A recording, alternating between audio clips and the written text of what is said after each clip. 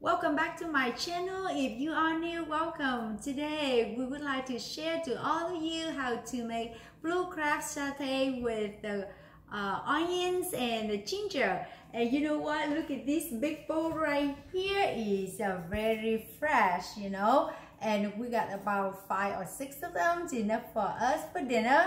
And you know, today is my son's birthday, so he said he wants some. So my husband tried to get some, tried to make this dish and share to everyone. So hôm nay mình xin chia sẻ đến với cả nhà là làm bằng con ghẹ đó cả nhà. Thì nhìn nó rất là tươi nha, ở chợ neo.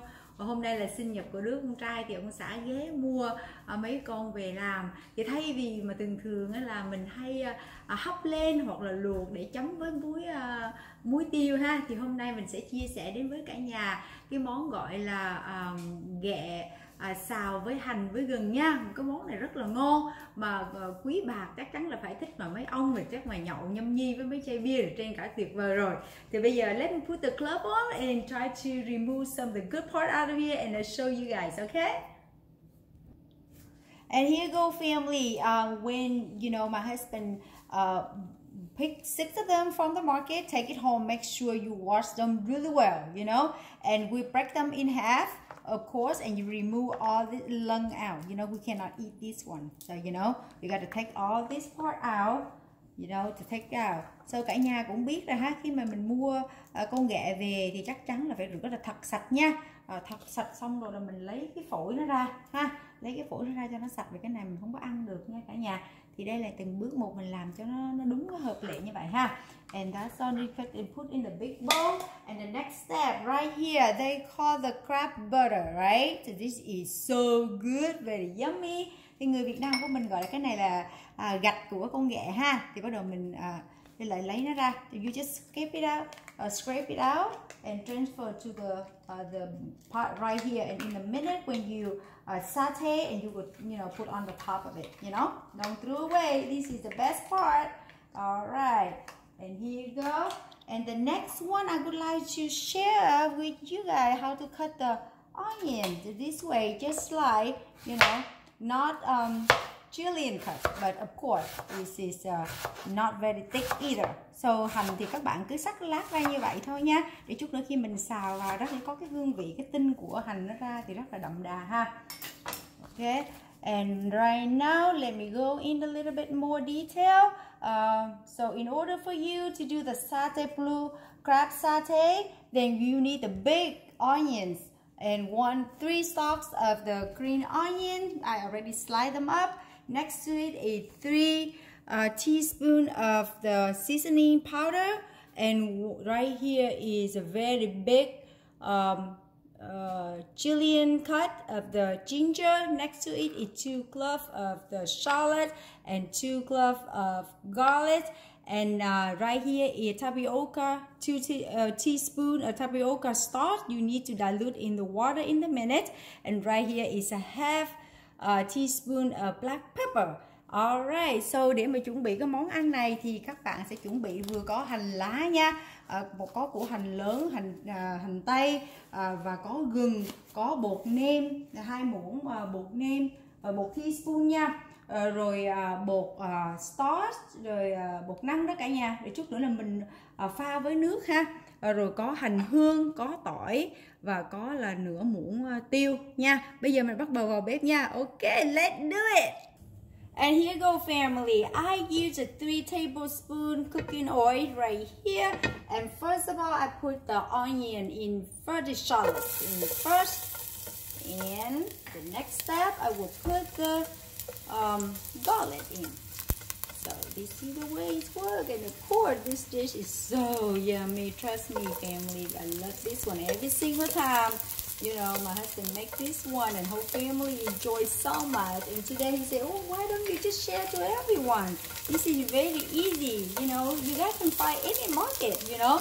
And look like they have it all year round, right? To be honest, and when we go to the market, I see all the time. So cái món mà ghẹ xào này đó cả nhà thì rất là đơn giản nha. Mà thường thường thì ông xã mình làm cho nhà ăn thì ông nói là hôm nay chia sẻ với tất cả các bạn đi, để một cái món ăn rất là đơn giản, các bạn có thể tìm thấy tất cả các cái chợ đúng không? Thì tại sao mà mình không có chia sẻ để mà các bạn cuối tuần có thể làm cho tất cả những bạn bè tới chơi hay thưởng thức những cái món lạ lạ ha. Đôi khi thì tuy rằng bạn bè chỉ biết nhau qua bằng phím trên YouTube để chia sẻ những món ăn, nhưng mỗi gia đình lại có một cái cách xào nấu khác nhau. Mình chia sẻ như vậy tự nhiên là cũng tăng thêm những người được biết thêm nhiều cái món ăn khác thì cũng vui phải không cả nhà? You know, so to be, it just become the habit now. I feel I'm enjoy to share any new recipe to all of you guys out there, because you know what, every single family have a different ways, different recipes to cook. So we share and we just have so much fun, right? So now is the next step. I'm gonna pour in the crab.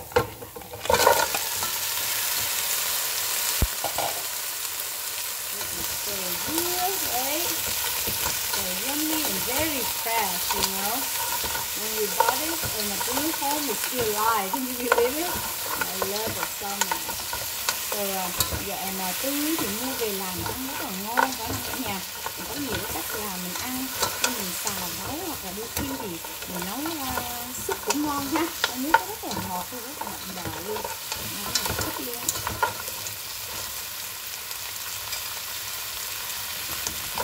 Khi mà bắt đầu mà mình nghe cái mùi gừng, mùi hành nó đã thơm rồi đó cả nhà nha, thì mình đổ gạo vào đây, là mình đảo đều cho nó chín ha, cho nó đều lên như vậy nha. So you know when you put the shallot, garlic and ginger in and just stir fry for a little bit, then you put the blue crab in, you know. And I'm staying right here and smells so good already. Okay, family, we've been simmer for like 5 minutes and with the half cup of the hot water. So now I just try to mix them up for a little bit to show you right here. And we're gonna pour the crab head butter in. All right, there you go. Look, it's so yummy. You know what? I can't wait to eat. And just mix them up a little bit more. So khi mà cái gạch đó mà mình bắt đầu nấu có khoảng là 5-10 phút rồi đó cả nhà, thì mình đổ vô một chút nước sôi thôi nha. Rồi sau đó là mình bỏ cái gạch vào rồi mình xào ha. Mình xào lại cho nó thấm hấp nha, để cho cái béo béo của cái này xong ha. Rồi bắt đầu mình sẽ bỏ bột nêm vào nha. And now I pour in the seasoning powder in, and black pepper in. Thì chồng vẫn các bạn cứ để lửa như vậy nha, để cũng hơi vừa trên medium một chút nha, chứ không có cần phải là lửa thấp đâu nha. Để làm như vậy thì nó thấm tháp.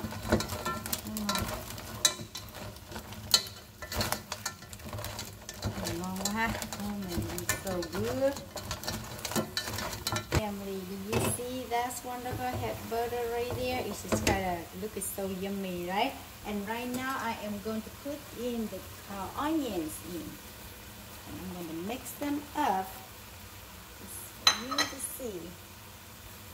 This one. So bây giờ là ghẹ bắt đầu gần chín rồi đó cả nhà, thì bắt đầu mình bỏ hành vào ha, mình trộn cho nó đều nhé, cho nó quyện vào chung với ghẹ cho nó thơm.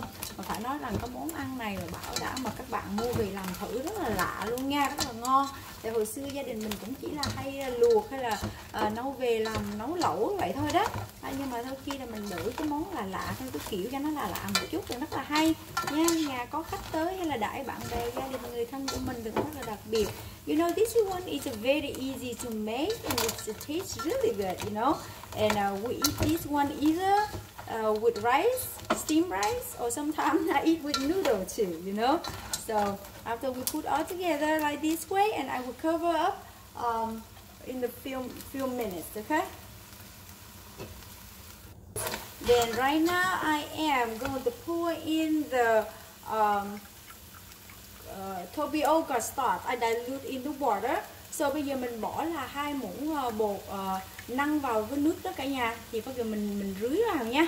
Mình rưới vào xong rồi mình trộn cho nó đều lên. Và sau khi mà trộn cho nó đều hết lên rồi ấy, thì hành mình mới đổ vào sau cùng nha cả nhà. So this is a second step we got to do, and you put in the tapioca starch in and you mix them up, you know, mix them really well like this way. And the last part is put in the onions.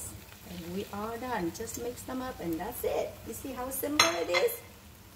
So fast, so quick, and look so yummy, right? I can't wait. The whole family sit down and enjoy the dinner.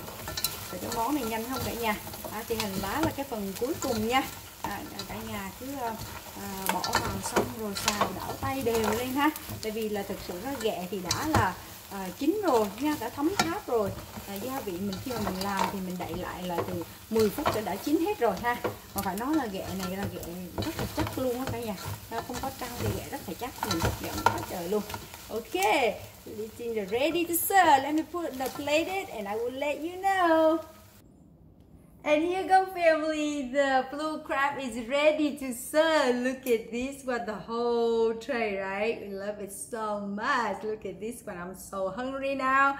And you know what? My favorite is blue crab, the claw. Look at this one right here. Even though the blue crab, but this look is so big and yummy, you know? And the secret to buy the good crab, then don't buy when it's no moon, you know.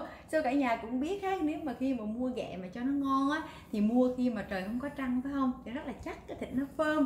So you know what, thank you so much for watching, and of course as always thank you for your support. If you like this video, please give us a like and share. Thank you so much, and I hope you all have a wonderful day.